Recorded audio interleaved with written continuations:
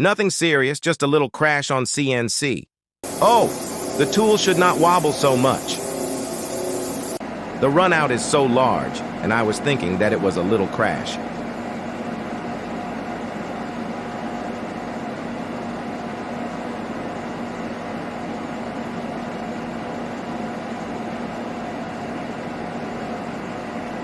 Not again. Next time I should be more careful. At least I have one piece of the saw left. It looks fine to me. Who took the insert and broke the second one? I don't see a problem here.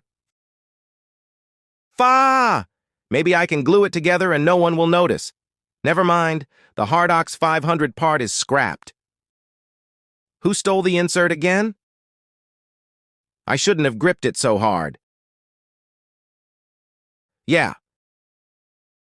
It looks like I was running too slow. Boss, it wasn't my fault. The part ripped out of the vise while cutting at 7,000 RPM. When you drill at 12,000 RPM, it looks like someone misloaded the tool.